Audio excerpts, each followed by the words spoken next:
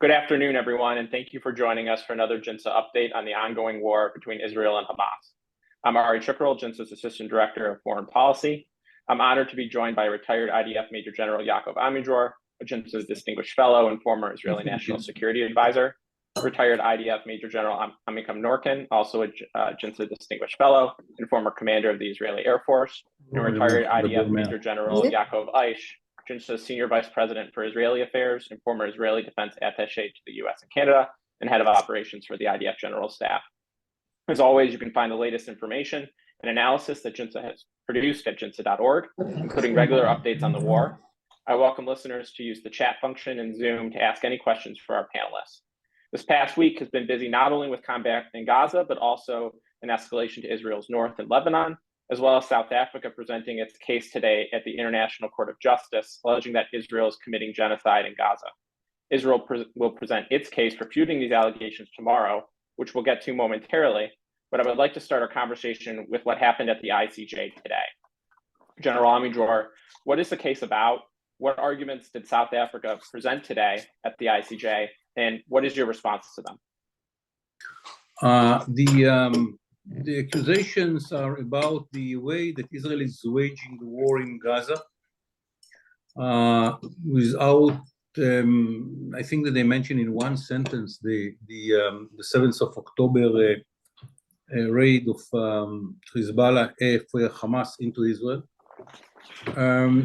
And at the end, I don't know. It's not about justice. It's about politics, and we understand that there is no any connection between the reality and the accusations. If genocide was part of our doctrine, we are very poor in conducting our doctrine. Very, very poor. Because if you want to make a genocide, you don't call the people to leave the battlefield. If you want to make a genocide, you not give the ability to bring in humanitarian help and hospitals and so on and so forth. So I think it's ridiculous. It's not connected to the reality, but we have to play the play, and we will be there to say what we have to say about that. Of course, they are mentioning that there are many years of Israeli occupation and so on and so forth. And again, if it's a genocide, how can you explain that the number of Palestinians grew up under Israeli control? Again, it's genocide supposed to make less to decrease the number of the Palestinians, not to increase the number of Palestinians. It's ridiculous. It's not connected to reality. And again, it's well understood here. We will do whatever we can to show everyone that there is no any connection between the accusations and the reality on the ground. But you don't have too many expectations from this body of the United Nations. General Aish, what were your thoughts on South Africa's case, and any general thoughts you have on the case in general? All you have to do when you hear the allegations, you have to reflect back on the wars in the last 10 years in the Middle East and ask yourself who was dragged to the ICJ. Think about Syria as an example. Think about some others. It's ridiculous. It's all about anti-Semitism. That's it. And when you listen today to the arguments, in 1 minute they speak about the atrocities of October 7th, and immediately for 3 hours they are speaking about Israel. It's ridiculous. I think it says it all. But at the end of the day, it's an international platform, and we will have to make our arguments, and that's about it. General Norkin, I would appreciate any thoughts you have on the case, as well as if you could detail the precautions that the Israeli Air Force uses to minimize civilian casualties. Yeah. Well, although it's it's become a reality show, it's a new front for Israel, and we need to manage this front. And And I think that we are going to do it in a very professional way. But as you ask, Israel from the first moment is under attack. The Hamas launched rockets toward the most of the areas all over Israel, and especially toward the civilian streets, neighborhood, houses. And having said that, when we attack in Gaza, we ask the population to move to the south part of Gaza Strip. We call some of the families to get out from the houses before we are attacking those houses as shelters for ammunition, for launchers. And we know all those, let's say, parameters. But the facts and the parameters are, unfortunately, they are not part of the story now in Hag. For any of the panelists, General Amidor, maybe I'll start with you. Did South Africa, in their case, say anything that surprised you that hasn't been said about Israel in previous false accusations about genocide? No, nothing is new in the list, and it is the list that we know for many weeks. And I don't think that the people there in South Africa will understand the situation on the ground. For them, it's a theoretical issue that they should bring against Israel. It's not connected at all to the reality. Kind of, a television scene that you write what you want, and you don't have any obligation to the truth or to the reality. So, as I said, we have to do it because it's an international community. We have a professional team representing us. We'll bring the facts into the table, but we don't have too many expectations. You know, Harry, today I spoke with one of a lady. She is a Holocaust survivor. And she told me this court, it's like someone might claim that the smoke from the crematoriums is pollution the air. So this is the example that she gave to me and what she feel right now about what happened in Hag.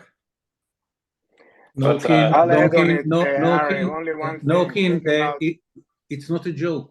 The Guardian made a calculation and claimed that Israel is making more pollution in its bombing of Gaza than the Hamas bombing Israel. So it's a question of who is making more pollution or more producing more CO, and it is the Guardian, a very respected newspaper in Britain. We tend to forget very fast. We have still 136 abducted Israelis, kids, elderly, youngsters in Gaza, and we are accused in genocide. Hamas have launched more than 12,500 rockets towards Israel. No leaflets, no text messages, not knocking on the roof, no accurate intelligence, as Norkin mentioned. We are accused with the genocide. We started October 7th with more than 1,300 Israelis, civilians killed, kids, women, youngsters, elderly, 1,300. That's how we started it, and we are accused. This is pure anti-Semitism.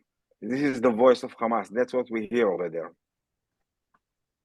Well, it's certainly a horrifying image. I think that we are wasting too much time for Hag, with all due respect. It's not so important. Well, with that gives me a great segue into what I wanted to talk about next, is the important developments that have taken place this past week in the Middle East. General Amidor, you and I spoke about a week ago. So could you provide an update on what's happened over the last week, in particular the escalation that's gone on in Lebanon? I think that in Gaza we are continuing our plan. We finished to gain the military control on the north. We are moving to the mopping up process. And in the south, we are very intensive in our efforts to reach the leadership and the big underground centers of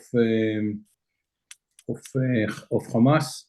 We identify in the center under one of the refugee camps the biggest producing center of weapon systems of Hamas, and that had been destroyed.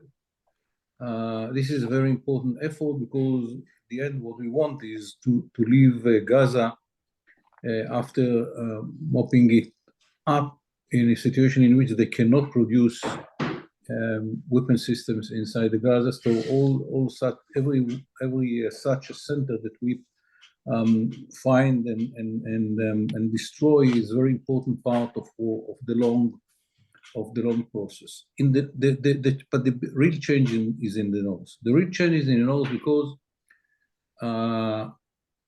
both sides are taking measures that they didn't take in the past. We didn't hesitate to kill the head of Hamas outside Gaza, responsible for all the operations outside Gaza, Mr. El Arouri in Beirut, very near to Nasrallah Center.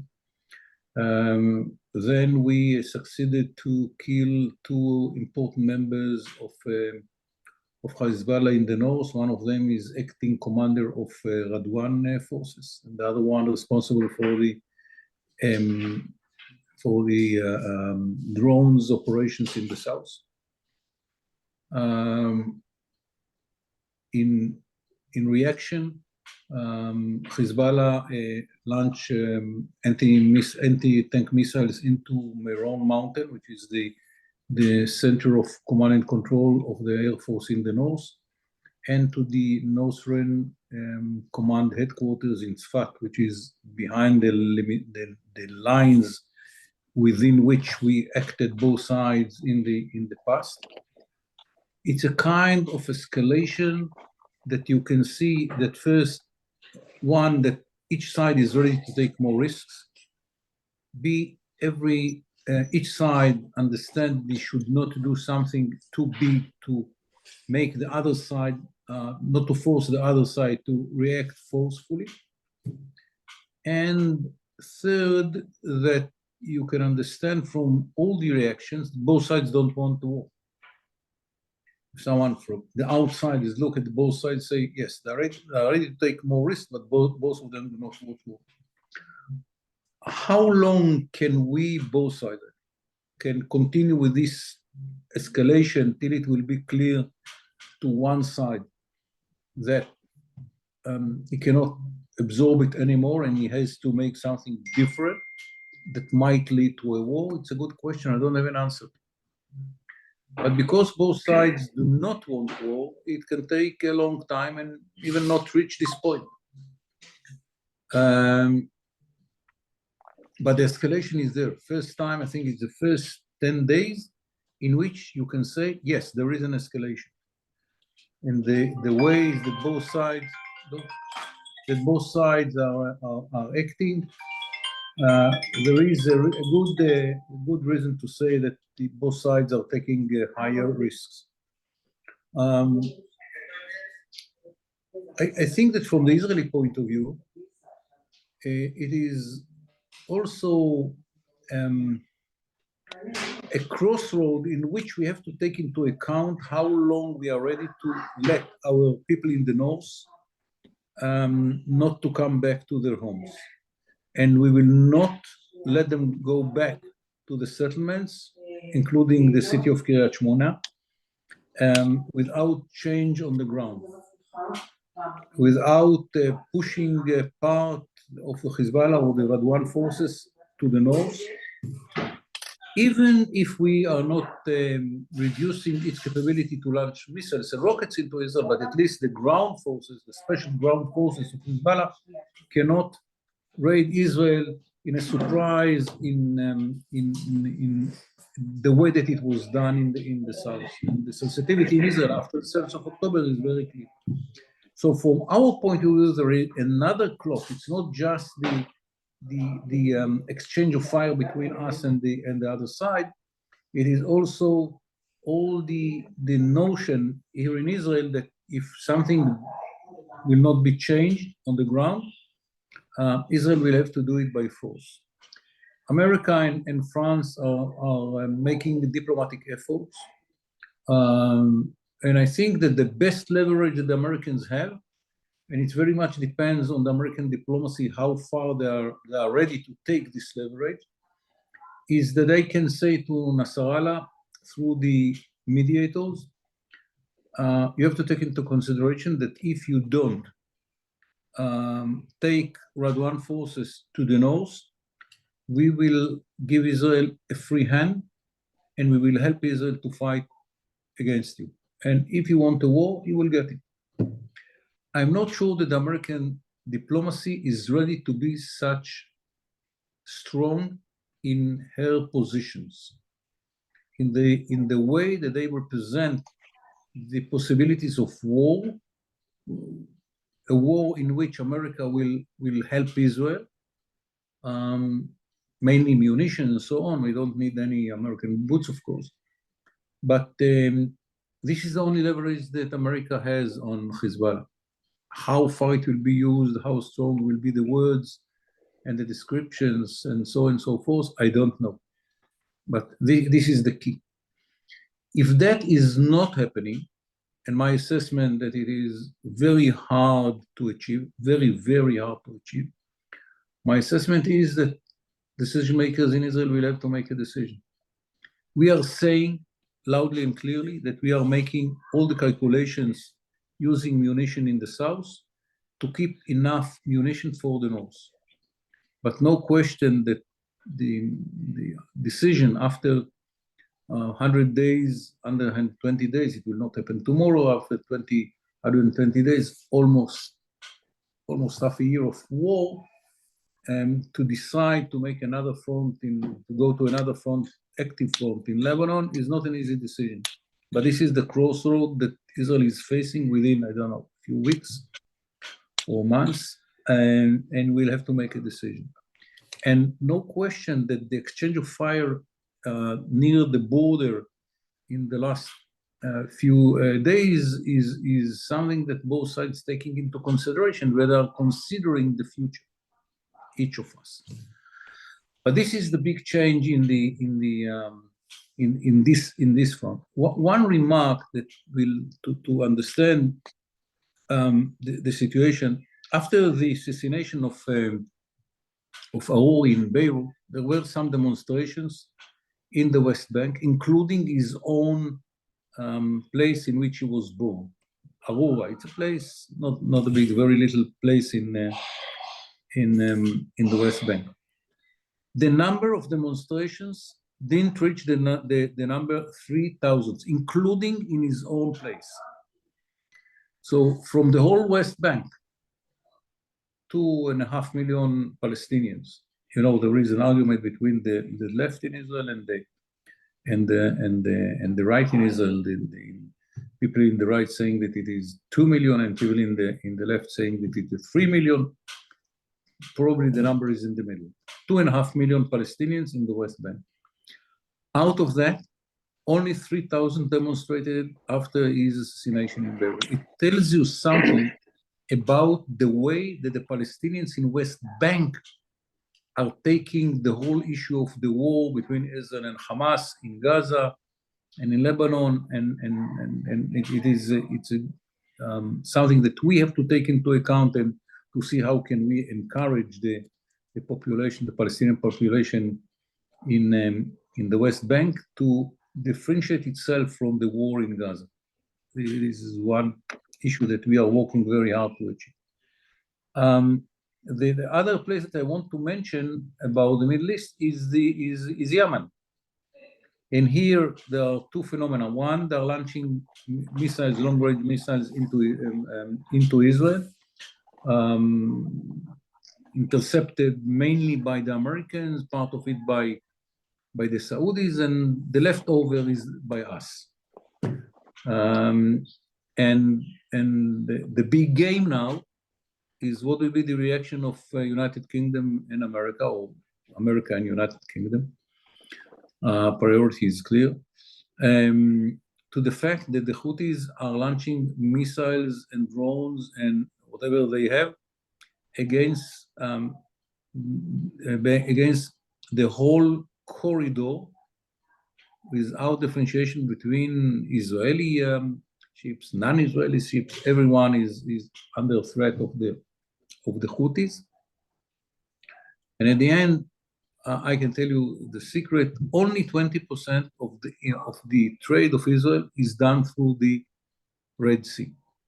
80% is done through the Mediterranean. So for us, it's not a huge problem.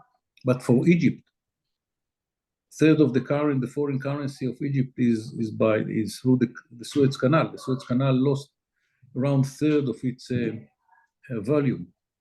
The Jordanians have only one port in Aqaba. If this route is closed, the Jordanians don't have a port. Sudan, the same. So yes, it's a problem for Israel. It's a threat to Israeli trade, but at the same time, it's bigger for other countries, and of course for the international community. So what will be the reaction? People are speaking now about the operation which will be done by the Americans and the Brits.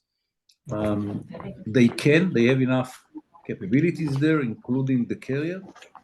But the decision, I don't know if it was taken or it's in the process of being taken now.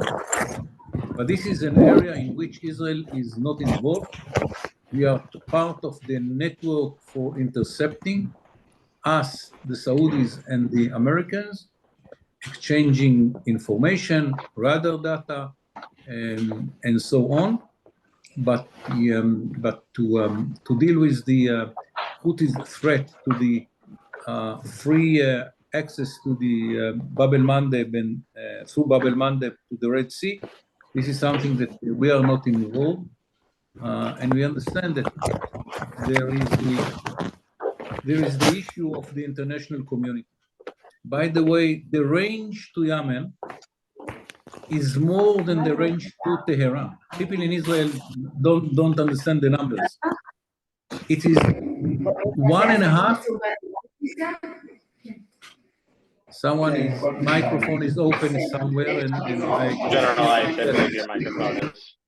Thank you. Microphone is open somewhere, and I don't hear myself. It is 1.5 as the range to Tehran. So it is very far from Israel, but it is issue that should be dealt with.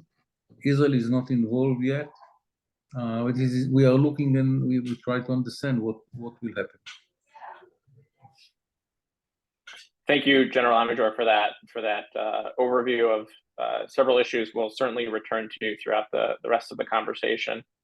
General Norkin, turning back to Lebanon, and General Amidjor certainly touched on several of these issues, but I'm wondering if you could present Israel's objectives with its airstrikes, and then as General Amidjor mentioned, the fact that Israel is not seeking a full-scale war at this moment, how it balances between striking targets in Lebanon without escalating to that level. Yeah, well, as Amidjor mentioned, in the last 2 weeks, the North Command acted more and more aggressively in Lebanon. And I think this is the right thing to do now, because we got some, let's say, leverage between the line of war and the line of our activities. And we're still below the line of war. So we can do more. And we need to do everything that we can below the line of war. And by that, the North Command with the Air Force, we attack more and more targets. Some of them are very important ones with advanced weapon systems, headquarters, and every day we killed some of the Hezbollah terrorists. Till now, we killed more than 160 Hezbollah terrorists. It's quite huge number for such an operation that it's not a full-scale war. But the main difference for the Air Force is that in Lebanon there is an aerial threat.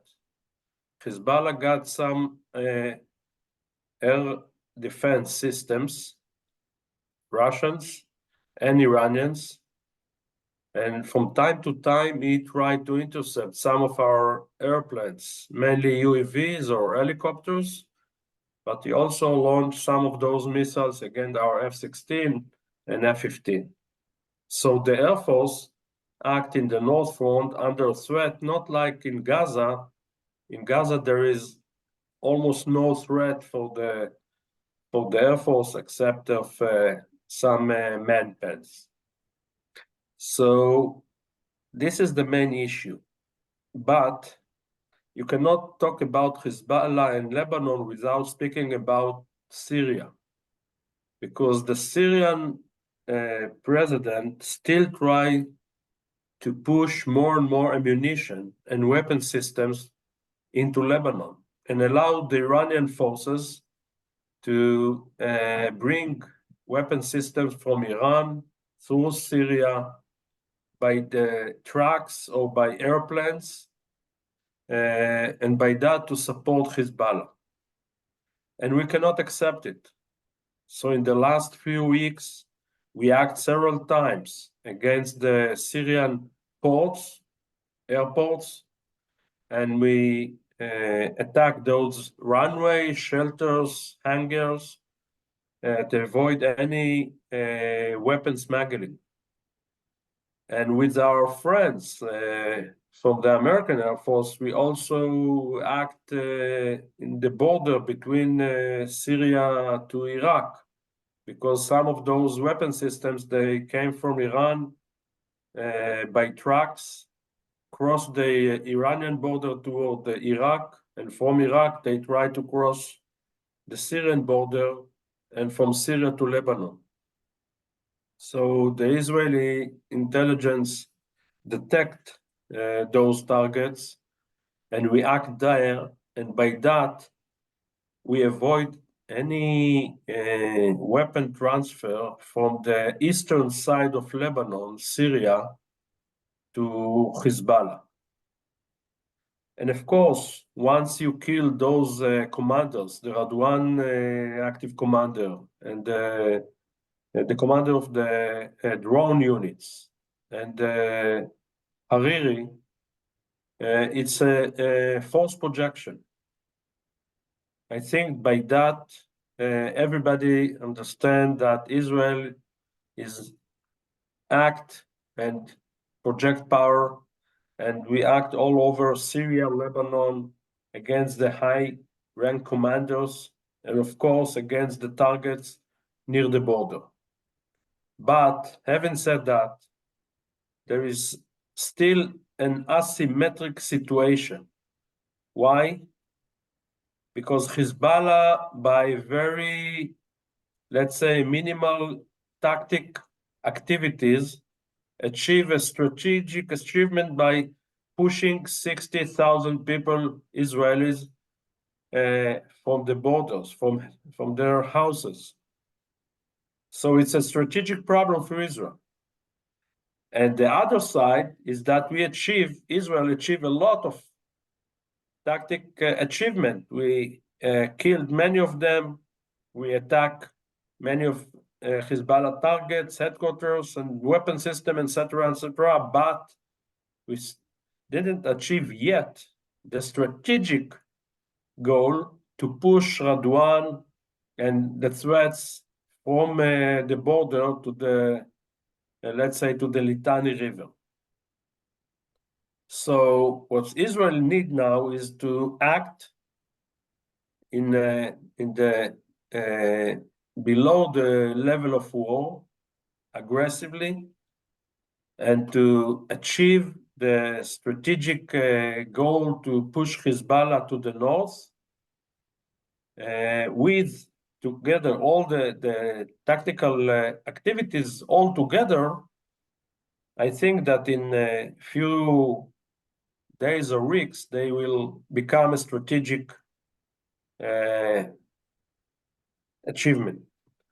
So this is the situation in our North Front, and in the South, Amidror described this, what happened in the Red Sea. But I think that now Israel is not in the front. The international community need to solve the situation with the Houthis, leading by the American forces, and I think that it's a very good opportunity now for the American government to project power. And as General McKenzie, in his webinar, mentioned that the Houthis got very limited capabilities. And there is no real, I think that there's no problem to destroy those capabilities and to open again the Bab el-Mandab for free shipping. So it's a very important international strategic goal. You can find that webinar yesterday with former commander of U.S. Central Command, General Frank McKenzie, as well as GINSA's president and CEO, Mike McCoskey, on GINSA's website, and I highly recommend everyone view it. Absolutely. Absolutely. General Aish, turning to Gaza, what is the new phase of IDF operations there, and how have IDF operations changed during this phase?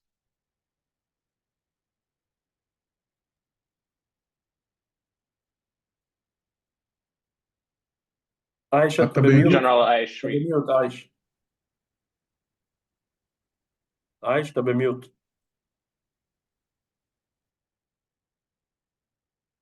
It looks like your microphone's not connected.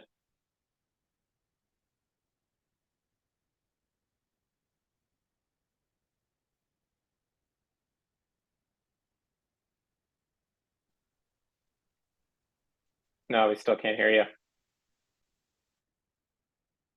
Okay. Ari, let's move forward, and then yeah, let's move forward. Well, I guess a good time to pause and ask everyone. You can ask questions of our panelists through the Zoom chat function. General Amidror, I'll turn to you. Secretary Blinken recently visited Israel, as well as other stops in the Middle East. What was he discussing with Israeli leaders, and how was Secretary Blinken's visit to Israel and the rest of the region received in Israel?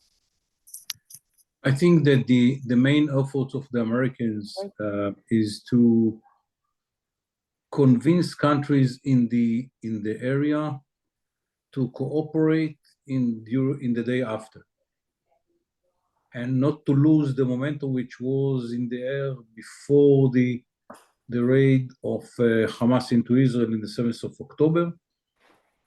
But now they understand that there is something which is added to the cohesion, and this is the situation in Gaza. And from the American point of view, it might be an opportunity if a way to cooperate around Gaza will emerge, and that would be a good basis from their point of view to go back to the extension of the Abraham Accord. The problem is that it is too early. It is too early because if Hamas still exists as a military force, no Israeli. I mean, I just saw a poll in Israel, 87% of the Israelis think that Israel should continue the war. 87%, including, by the way, a third of the Arab Israelis agree with the goals of the war that should not be stopped. So only when Israel finish the the goal, implementing the goal of destroying the military capability of Hamas and Hamas as an organization. And Israelis do not feel the threat of Hamas every day and every night, and can bring back the people which are living near Gaza Strip. Only then Israelis will be open to ideas about negotiations, new Middle East, Abraham Accord, whatever. From the Israeli point of view, and I think that the government understands it. And this is why the government is very united in its goals. They don't agree what should be done on the day after in Gaza. But the whole government is united not to stop now. Ceasefire is not an option.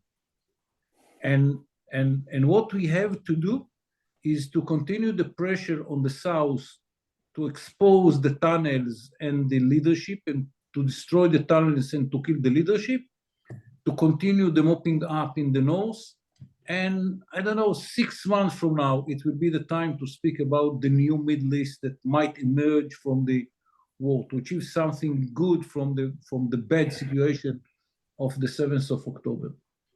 And because there is a difference of schedules between the Americans and Israelis, and I understand why. America is going to elections here, Israel is in the middle of the war. It's not fits it doesn't fit each other. It's a problem, but I understand that the dialogue between Israel and America is very good. They don't agree about everything, but the dialogue, the openness, and people are saying in those close meetings, Onderner visited the White House, Blinken visited Jerusalem, as one station in its long trip around the Middle East. We understand the vision, and many Israelis think that this is the right vision for the Middle East. But most of the Israelis think that it's too early. We have to finish the job with Hamas. And I don't say anything about Lebanon, because if that would come to the equation, it will be a totally different situation. This is will be a devastating war, 10 times more challenging than the war in Gaza from our point of view, 10 times more devastating to the homeland of Israel. And so on and so forth. So ignoring the North, ignoring Lebanon, almost 90% of the Israelis, and I want to emphasize, including 30%, 34% of the Arab Israelis, think that Israel should implement the goal of the war and continue it till it will be clear that it was achieved. As a quick follow-up, I think a lot of Americans, or at least non-Israelis, were surprised by seeing the number of Arab Israelis who support continuing the war. I think it's not surprising if you understand Israeli politics and Israeli internal considerations. But General Amidjor, why do you think Israeli Arabs continue favor? I think it's very interesting question. I think it's a combination. It's a combination. First, the Hamas raiders didn't make any differentiation between Jews and Arabs. They killed many Arabs that were there. They took hostages Arab Israelis, including a woman, something which is against the whole culture. Religiously, it's a huge issue to kill babies, to kill women, to kill elderly. It's against clear verdict of the Muslim. Yes, no, it's not the Quran. It's the Hadith. And you know, we show the pictures of the raid to clerics in the Muslim society in Israel, and they were shocked by the pictures. So I think that for many Arab Israelis, they want to not to identify themselves with such actions. I mean, they don't like Israel, maybe they don't feel that we are very, as a government, whatever, but they don't want to be identified with such atrocities. I think this is one part. The second one, many Arab Israelis do not like the whole idea of Hamas. They want, they might be keeping all the Quran needs and so on and so forth, but they don't like the way that it was handled by Hamas as a government. They don't want to be identified with this way of government. And they understand that their life under Israeli government are much, much better than any option that they have with Hamas or even with the Palestinian Authority. So I think it's a combination of few issues, but I think that it is very important phenomenon that we have to understand and to see what can be done by that. 34% are justifying the war. I mean, it's huge. I was surprised by that. I knew that it might happen that they don't want to identify with such atrocities, but I was surprised by the fact that that 34% were ready to say.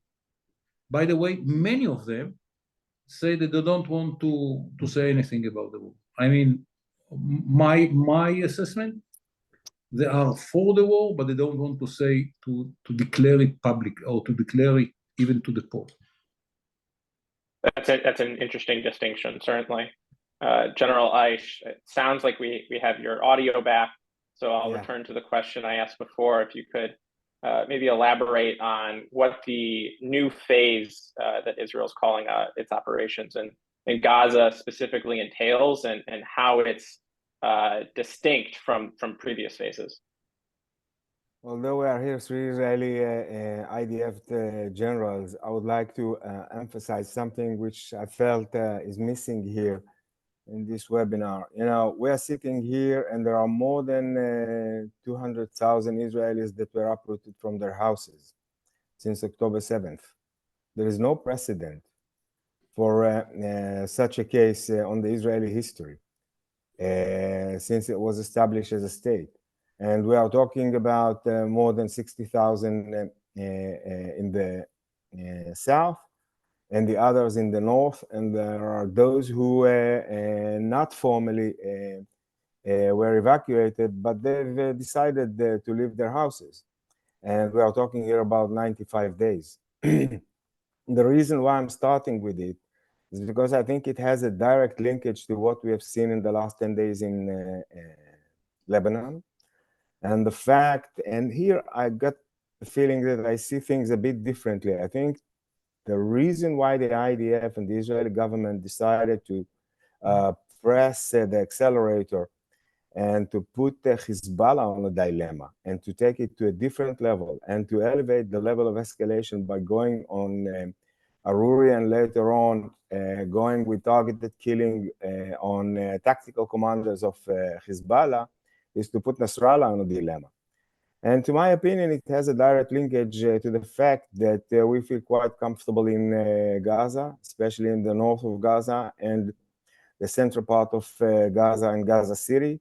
We feel like we control the area, finished most of the clear up area. I don't like the word to mop.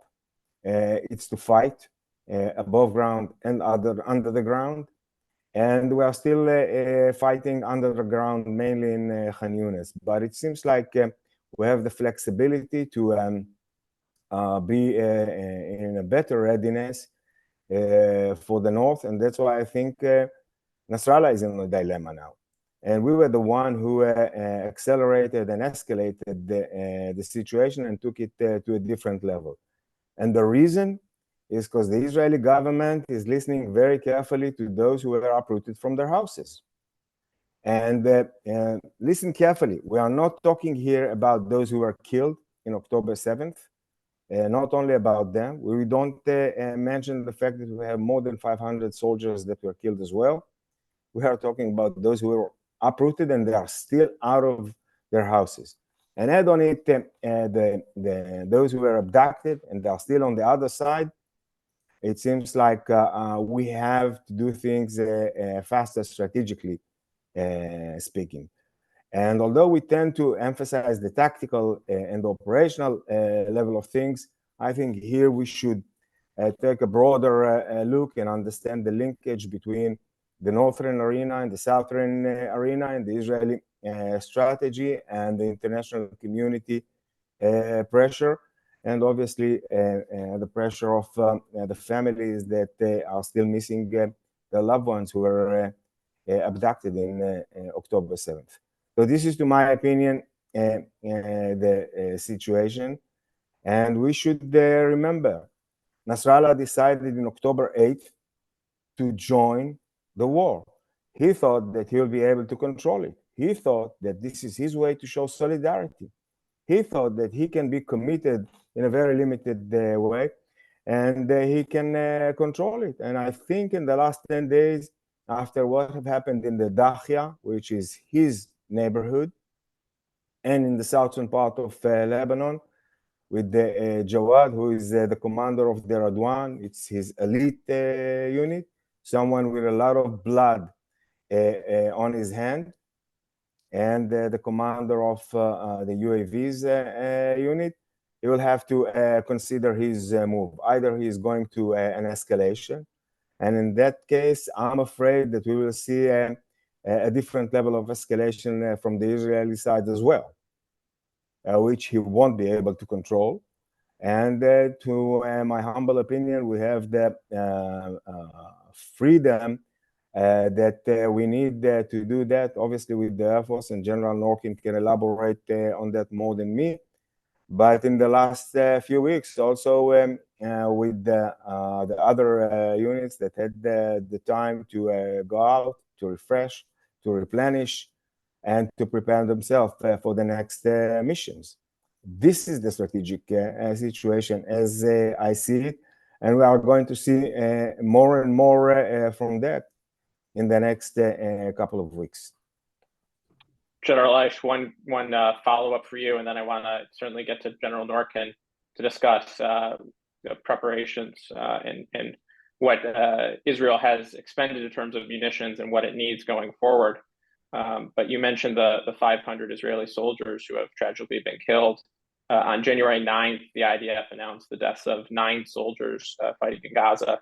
That seemed to be one of the higher casualty days since the war began. Maybe not the highest, but certainly up there. Is IDF operations, is the form of IDF operations particularly dangerous at this time? Or has Hamas changed how it's fighting that has led to more casualties? No, we tend to look at Gaza as a one system, but from every area and from every build-up area, we have different characteristics. You cannot compare Gaza City to Khan Yunis. You cannot compare Gaza City to Bet Lahia or Jabalia, which are the suburbs, the neighborhoods outside of Gaza City. And the way you fight in each area is totally different. Definitely above ground. Definitely when you are talking about build-up areas. And now when we are getting to the underground, to the subterranean systems, what we have found is much more than we expected. We are talking here about hundreds and hundreds of tunnels. You know, the IDF have published it today. We can speak about it. We are talking here about more than 6,000 tons, metric tons, and 1,800 tons of concrete and metal that were used in order to build these hundreds and hundreds of kilometers of tunnels in different depth, which are used for different purposes. And at the end of the day, if you want to finish your job, which is to eliminate Hamas as a system, as a force, as a fighting power, you have to go under the ground and deal with the infrastructure and deal with those who were left underneath, not to mention the sacred mission of finding the hostages. that we are trying to find. And every day we are finding new evidence, forensic evidence for their presence, and so on and so forth. So at the end of the day, now it will take us time to finish the clear up phase. And from one area to the other, we have to adapt. We have to make sure that we are applying the different tactics and doctrine and forces in the right way. General Norkin, as we wrap up our time here shortly, if you could give us a sense of how many airstrikes Israel's conducted in Gaza, Lebanon, and Syria throughout the war. Does Israel have all the necessary munitions it needs, not just for current operations, but if there were to be an escalation in the north, and are there specific weapons or air defense assets that Israel would need? Well, as I mentioned in previous webinars, the air activities in Gaza were quite aggressive, and till now we drop all kinds of weapons from the aerial platforms, more than 32,000. Combat fleet, helicopters, and drones. And as is that just in Gaza, or is that throughout all fronts? It's Gaza and Lebanon together. I think that in Lebanon, it's around something like, let's say, less than 1,000. So most of them are Gaza. And as I mentioned in the past, just to compare, the American military dropped 6,000 bombs in 1 year in Afghanistan. So it was a quite aggressive air campaign. And now, once the military, especially the ground forces, move to the third phase in this war, and the population is there, you cannot push them out from Gaza Strip. Comparing to the operation against ISIS, once the forces, the American forces or other forces get into a city, the people can move out from the city.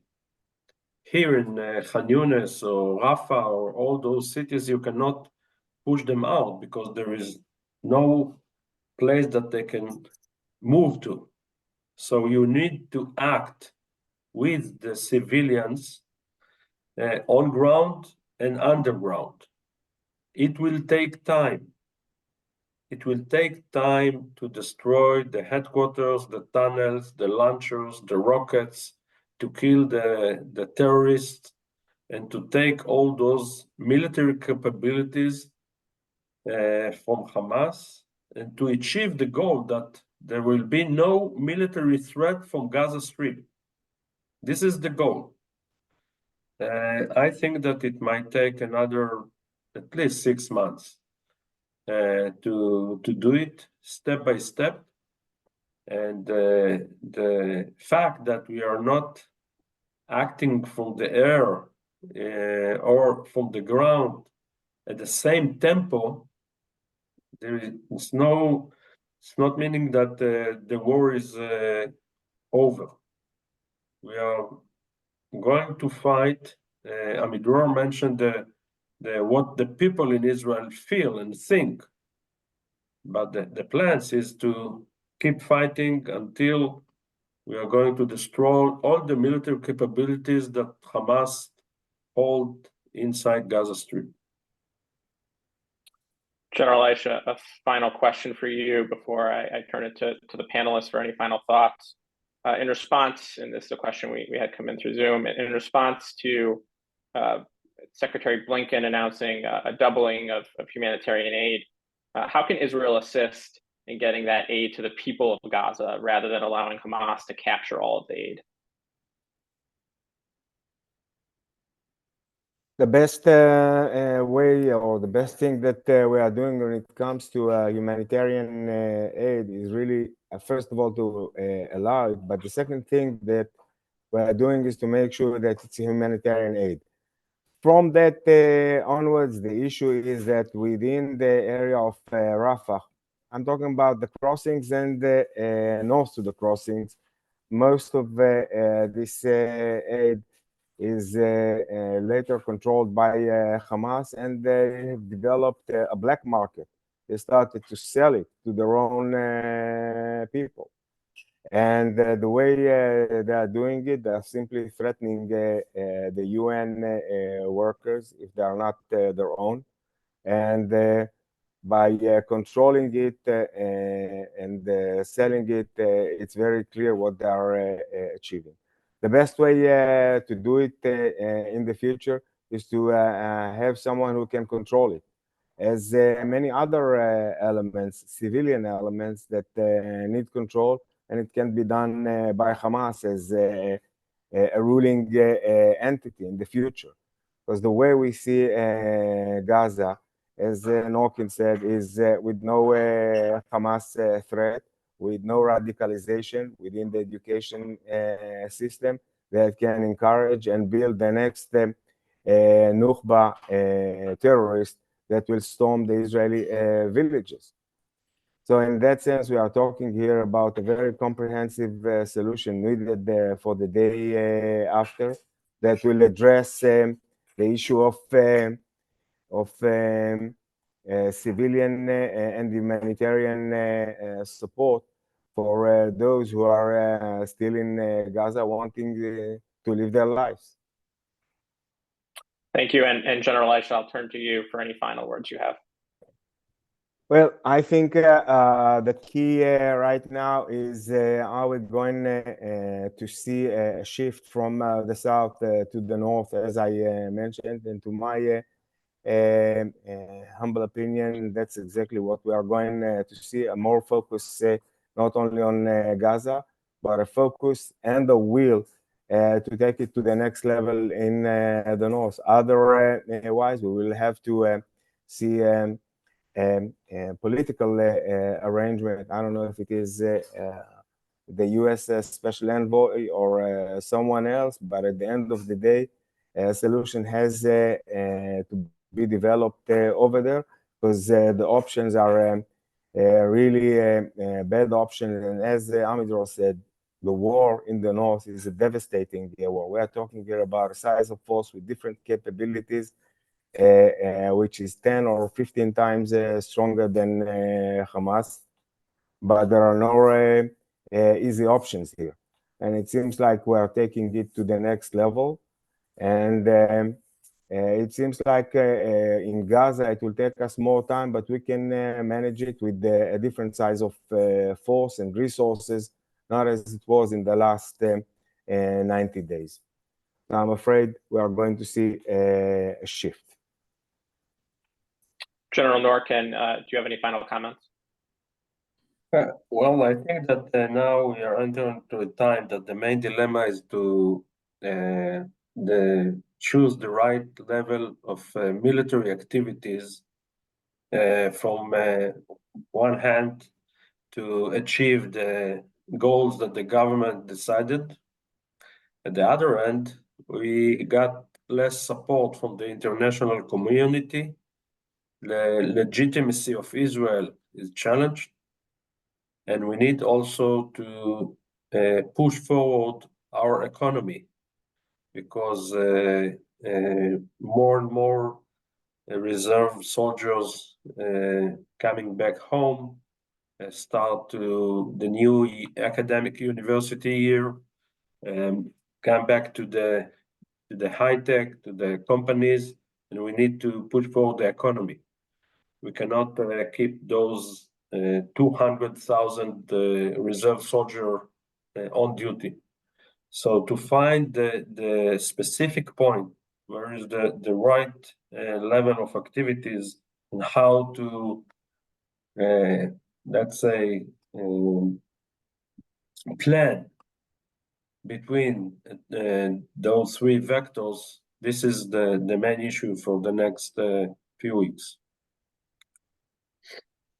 Thank you. And General Amidror, I'll leave the final comments to you.